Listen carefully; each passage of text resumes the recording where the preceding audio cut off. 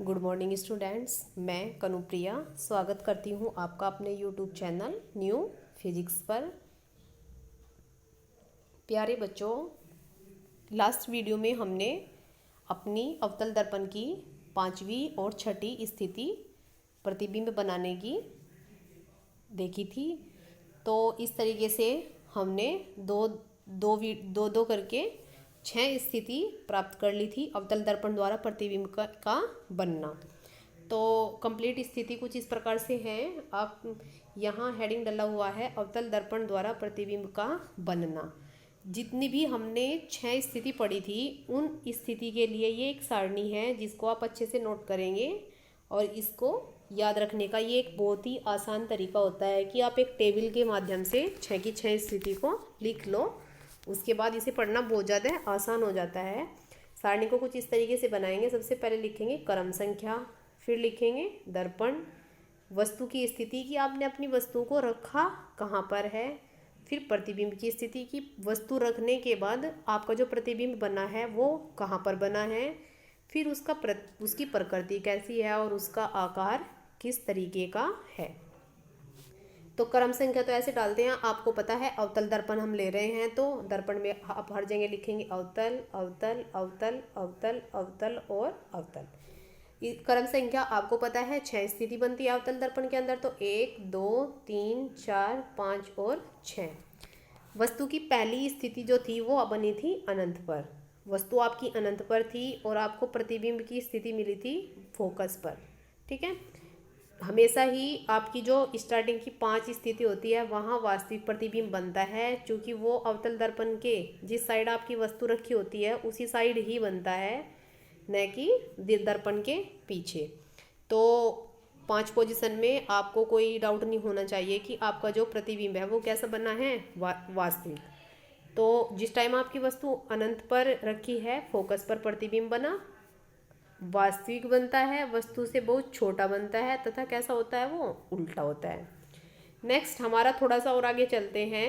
अनंत व वक्रता केंद्र सी के बीच हमारा जो प्रतिबिंब बनता है वो बनता है फोकस और वक्रता केंद्र के बीच। वास्तविक बनता है, वस्तु से छोटा बनता है तथा कैसा बनता है, उल्टा ही बनता है।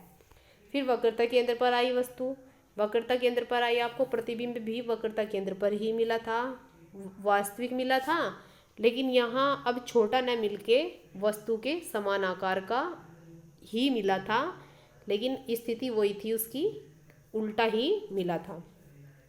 नेक्स्ट हमारी जो वस्तु थी, जब हमने वो वक्रता केंद्र सी और फोकस के बीच रखी थी तो हमारा जो प्रतिबिंब मिला था वो बना था अनंत तथा वक्रता केंद्र सी के बीच। ये स्थिति दोनों एक दूसरे के क्या होती है, अपोजिट होती है। देखिए आपकी वस्तु यहाँ रखी होगी तो अगर आपकी वस्तु यहाँ रखी हुई है तो प्रतिबिंब यहाँ बनेगा, अगर यहाँ रखी हुई है तो प्रतिबिंब यहाँ बनेगा। उसके बाद आपकी जो प्रतिबिंब की स्थिति थी वो कैसी थी, वास्तविक थी, वस्तु से बड़ा बनता था और उल्टा बनता था, बड़ा हुआ। अब उसके बाद नेक्स्ट स्थिति आपकी आती है कहाँ, आपकी वस्तु रखी होगी फोकस पर। यहाँ देखिए ये फोकस पर प्रतिबिंब बना, यहाँ फोकस पर प्रतिबिंब है तो वस्तु कहाँ है, अनंत पर। अब आपकी जो वस्तु है वो फोकस पे है तो प्रतिबिंब कहाँ बना, अनंत पर, वास्तविक, वस्तु से बहुत बड़ा तथा उल्टा। और लास्ट स्थिति मोस्ट इम्पोर्टेंट है कि जब आपका जो वस्तु है वो दर्पण के ध्रुव P तथा फोकस के मध्य है तो प्रतिबिंब बनेगा दर्पण के पीछे, आभासी बनेगा, वस्तु से बड़ा बनेगा और बनता है कैसा, सीधा। तो ये सारणी है जिसको आपको अच्छे से नोट करना है और इसको याद भी रखना है। इसके बाद चलते हैं उत्तल दर्पण द्वारा प्रतिबिंब का बनना। अब तक तो हमने पढ़ा है अवतल दर्पण में प्रतिबिंब का बनना, अब हम पढ़ते हैं उत्तल दर्पण द्वारा प्रतिबिंब का बनना। तो उत्तल दर्पण के सामने वस्तु की विभिन्न स्थितियों में बनने वाले प्रतिबिंब की स्थिति एवं आकार एवं प्रकृति का वर्णन निम्नलिखित है। हम पढ़ते हैं, यहाँ स्थिति केवल 2 होती हैं, जिन स्थितियों को आपको क्या करना है, अच्छे से पढ़ना है। देखिए पहली स्थिति, मान लीजिए ये आपके पास एक अवतल दर्पण है। अवतल दर्पण में हमेशा दबे हुए हिस्से में होता है पेंट और बाहरी हिस्से से क्या होता है, परावर्तन होता है।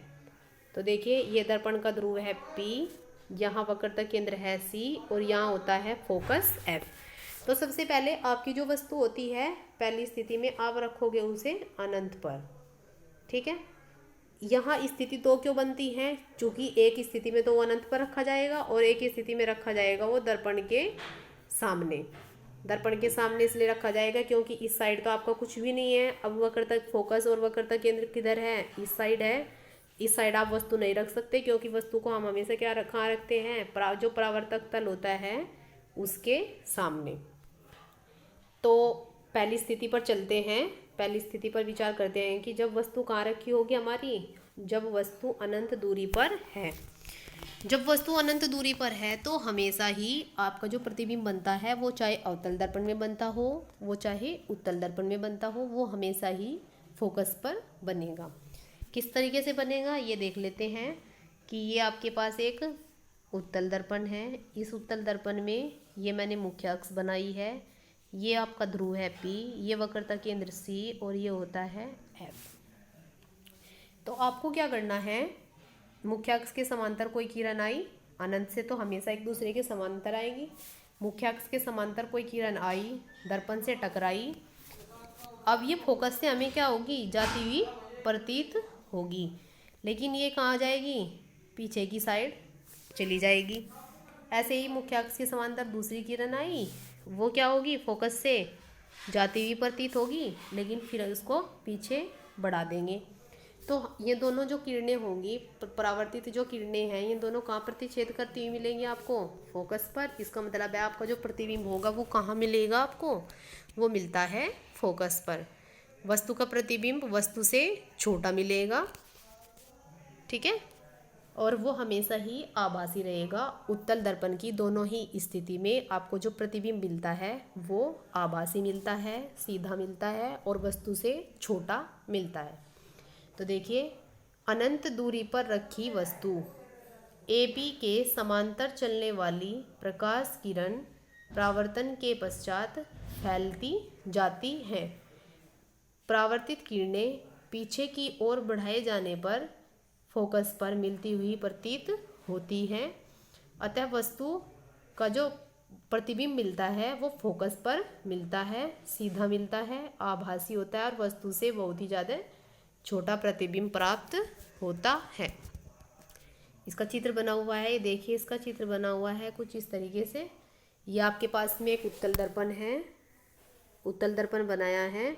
उत्तल दर्पण में आपको डिनोट किया गया है दर्पण का ध्रुव P, फोकस F और वक्रता केंद्र C।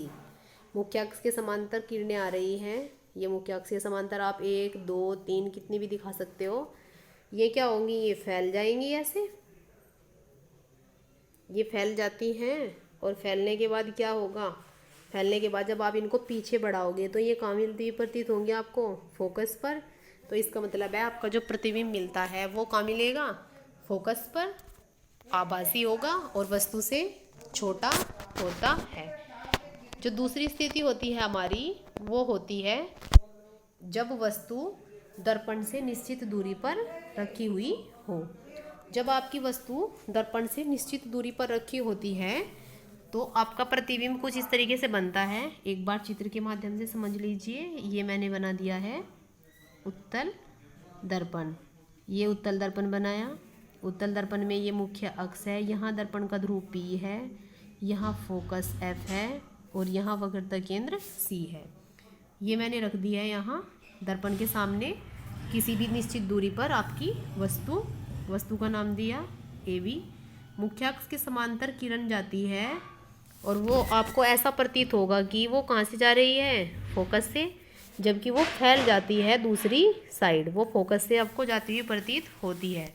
दूसरी किरण जो जाएगी वो वक्रता केंद्र से होकर जाएगी और वक्रता केंद्र से भी वो ऐसे यहाँ तक तो आप बिल्कुल सीधे मिलाओगे और फिर आगे मिलाते हो डैश डैश करके, ये ऐसे वक्रता केंद्र से होकर जाएगी।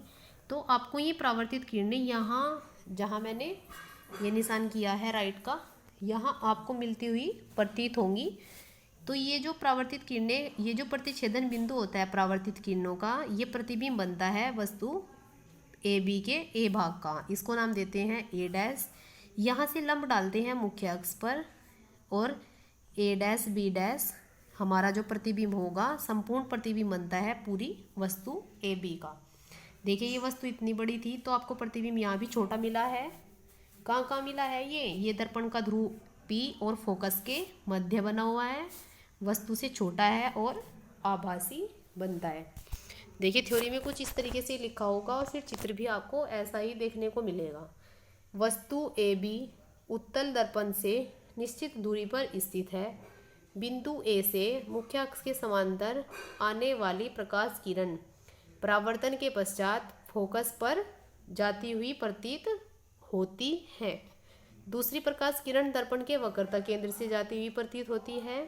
परावर्तित किरणें दर्पण के पीछे बिंदु ए पर मिलती हुई प्रतीत होती है। इस प्रकार वस्तु ए बी का आभासी प्रतिबिंब क्या बनता है, ए डैश बी डैश बनता है। प्रतिबिंब की स्थिति किस तरीके से होगी, अतः अनंत व ध्रुव के बीच रखी वस्तु का सीधा आभासी और आकार में वस्तु से बहुत छोटा प्रतिबिंब किस किस के मध्य है, ध्रुव व फोकस के मध्य प्राप्त होता है। इसके चित्र को समझते हैं। इसके चित्र को समझने के लिए ये चित्र बना हुआ है जो अभी बनाया था मैंने, यहाँ बिल्कुल स्पष्ट बना हुआ है, तो आप चित्र को यहाँ से बनाइएगा, वो मैंने समझाने के लिए बनाया था। तो देखिए एक बार इसको समझ लेते हैं। ये आपके पास क्या बना हुआ है, एक उत्तल दर्पण। उत्तल दर्पण में ये मुख्य अक्ष बनी हुई है, यहाँ P फोकस, यहाँ वक्रता केंद्र, यहाँ। इस दर्पण के सामने मैंने कहीं पर भी वस्तु रख दी है। पहली किरण मुख्य अक्ष के समांतर गई और फोकस से जाती हुई प्रतीत हो रही है, लेकिन फैलकर चली गई दूसरी साइड। दूसरी जो किरण होगी वो जाएगी वक्रता केंद्र से, वक्रता केंद्र से आई और वक्रता केंद्र से ही वापस चली जाती है। तो ये दोनों प्रतिच्छेद करती है यहाँ इस बिंदु पर, इसको नाम देते हैं ए डैश। ये ए का प्रतिबिंब होता है और इसको इस पर लंब डाल देते हैं मुख्य अक्ष पर, ये मिल जाता है बी डैश। ये ए डैश बी डैश इस ए बी का संपूर्ण प्रतिबिंब होता है। तो इस प्रकार से ये हमारी दो स्थिति होती हैं उत्तल दर्पण के अंदर। जैसे अवतल दर्पण में हमारी 6 स्थिति थी, तो इन दोनों स्थिति को अच्छे तरीके से करना है। इसके बाद कल मैं इसकी सारणी बनवा दूंगी और कुछ जो इम्पोर्टेंट क्वेश्चंस हैं वो भी कल लेके आऊँगी। तो वीडियो अगर आपको अच्छी लगती है तो वीडियो को लाइक करें, वीडियो को शेयर करें और कमेंट बॉक्स में जाकर कमेंट करना ना भूलें। मिलते हैं जल्द ही नेक्स्ट वीडियो के साथ। धन्यवाद।